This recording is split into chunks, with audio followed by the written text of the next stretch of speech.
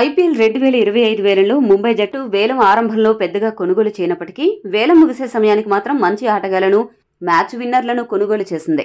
ఆ జట్టు తీసుకున్న ఆటగాళ్లు ఆ జట్టుని మరింత పటిష్టం చేయనున్నారు. గత 2-3 సీజన్లుగా ముంబై జట్టు సరైన బౌలర్లు లేక ఇబ్బంది పడింది. ఆ సమస్యను ఈ వేలంలో ముంబై అధిగమించింది. ప్రస్తుతం ఆ జట్టు అద్భుతంగా కనపడుతున్నప్పటికీ ఆ జట్టులో ఒక చిన్న సమస్య ఉంది. ఈ పరిస్థితుల్లో ముంబై తుది జట్టు ఎలా ఉండబోతోంది? ఐపీఎల్ 2025 కోసం వేలంలో ఆ జట్టు వేసిన మాస్టర్ ప్లాన్ ఎలా వర్కౌట్ అయింది? ఆ సమస్య ఏంటి అనే విషయాలను ఇప్పుడు మనం చూద్దాం. ముంబై జట్టుకు ఓపెనర్గా ఇషాన్ కిషన్ చాలా మ్యాచ్ల్లో వ్యవహరించాడు. అయితే తాజా వేలంలో ముంబై జట్టు అతన్ని వదులుకోవడంతో రోహిత్కి జోడీగా తదుపరి ఓపెనర్ ఎవరు అనే ప్రశ్న ఎదురైంది. వేలం జరుగుతున్నంతసేపు ముంబై జట్టు ఓపెనర్ స్థానం కోసం సరైన బ్యాట్స్మెన్ను కొనుగోలు చేయడానికి పెద్దగా ప్రయత్నించినట్లు కనపడలేదు. అయితే చివరి నిమిషంలో విల్ జాక్స్ కోసం పోటీపడి ఆర్సీబీ జట్టుని ఆర్టీఎం ఉపయోగించకుండా చేసి ఎట్టకేలకు విల్ జాక్స్ దక్కించుకుంది. చివరి నిమిషంలో ఆర్సీబీని ఒప్పించి ముంబై వేసిన మాస్టర్ ప్లాన్ కారణంగా ముంబైకి విల్ జాక్స్ లాంటి ఓపెనర్ను దక్కించుకుంది. అలా జరగకపోయి ఉంటే ముంబై చాలా ఇబ్బందులు పడేది. దీంతో ఐపీఎల్ 2025లో ఓపెనర్లుగా విల్ జాక్స్, రోహిత్ శర్మ బరిలోకి దిగనున్నారు. 3వ స్థానంలో సూర్యకుమార్ యాదవ్ రానున్నాడు. ఈ స్థానంలో సూర్య ఎలా ఆడతాడో ప్రత్యేకంగా చెప్పాల్సిన అవసరం లేదు. ఆ స్థానంలో ఎన్నో సంచలనాలకు సూర్య తెరలేపాడు. క్షణాల్లో మ్యాచ్ స్వరూపాన్ని మార్చివేయగలడు. 4వ స్థానంలో అద్భుతమైన ఫామ్లో ఉన్న తెలుగు ఆటగాడు తిలక్ వర్మ బరిలోకి దిగుతాడు. తిలక్ వర్మ ఈ మధ్యకాలంలో టీమిండియా తరపున అసాధారణ ప్రదర్శన కనబరుస్తున్నాడు. యాంకర్ రోల్ పోషిస్తూనే వాయువేగంతో పరుగులు చేస్తున్నాడు. కాబట్టి ముంబై జట్టులో కూడా అదే స్థాయి ప్రదర్శన కొనసాగిస్తాడు అనడంలో ఎటువంటి సందేహం లేదు. 5వ స్థానంలో ఆ జట్టు కెప్టెన్, ఆల్రౌండర్ హార్దిక్ పాండ్యా వస్తాడు. 5వ స్థానంలో పాండ్యా ఏ రేంజ్లో విధ్వంసం సృష్టించగలడో అందరికీ తెలిసిందే. కాబట్టి ఈ స్థానంలో అతడు రావడమే కరెక్ట్. ఇక్కడి వరకు అంతా బాగుంది గానీ ఇక్కడి నుండి ముంబై జట్టుకు కొద్దిగా ఫినిషర్ల సమస్య ఎదురు కానుంది.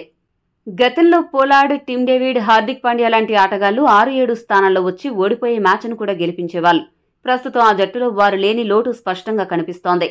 ఈ సమస్యను అధిగమించడానికి ఐపీఎల్ 2025లో 6వ స్థానంలో నమందీర్, 7వ స్థానంలో వికెట్ కీపర్ రాబిన్ మింద్రను కొనుగోలు చేసింది. ఈ ఇద్దరికి కూడా ఫినిషింగ్ విభాగంలో మరీ అంత ఎక్కువ అనుభవం అయితే లేదు. నమందీర్ గతంలో ముంబై తరపున కొన్ని మ్యాచ్ల్లో మెరుపులు మెరిపించాడు. కానీ మ్యాచ్ విన్నింగ్ ఇన్నింగ్స్లను ఏ మేరకు ఆడతాడు అనేది పెద్ద ప్రశ్న. ఇక క్రిస్ గేల్ ఆఫ్ జార్కన్ గా పిలుచుకునే రాబిన్ మిన్స్ భారీ షాట్లు కొడతాడని పేరుంది. కానీ ఇప్పటి వరకు ఒక్క ఐపీఎల్ కూడా ఆడలేదు. ఈ నేపథ్యంలో ఐపీఎల్లో ఏ మేరకు రాణిస్తాడు అనేది ఆసక్తికరం.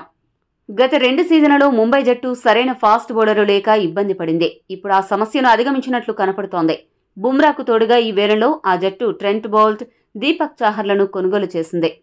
ఇక్కడ గుర్తుపెట్టుకోవాల్సిన విషయం ఏంటంటే ట్రెంట్ బౌల్ట్ అద్భుతంగా బౌలింగ్ చేయగలడు.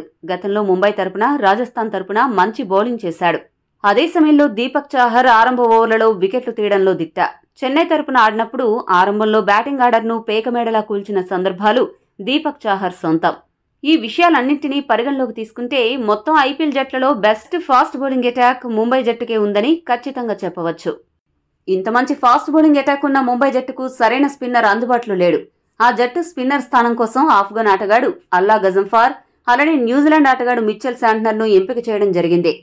అల్లా గజంఫార్ ఇప్పటి వరకు ఒక్క ఐపీఎల్ మ్యాచ్ కూడా ఆడలేదు. అదే సమయంలో కొన్ని మ్యాచ్లు ఆడినప్పటికీ మరీ అంత అత్యుత్తమ ప్రదర్శన అయితే కనబరచలేదు. ఈ ఇద్దరిలో ఎవరో ఒకరిని ముంబై జట్టు తుది జట్టులో స్పిన్నర్గా తీసుకుని మరొక ఆటగాడిని ఇంపాక్ట్ ప్లేయర్గా ఉపయోగించుకుంటుంది.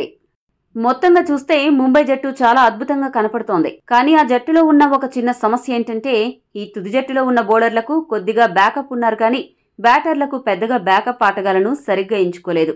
ఇప్పుడు ఎంచుకున్న తుది జట్టు ఆటగాళ్లలో ఎవరైనా ఆటగాళ్లు గాయపడినా లేదా సరైన పర్ఫార్మెన్స్ చేయకపోయినా వారికి సరైన రీప్లేస్మెంట్ జట్టులో లేరు.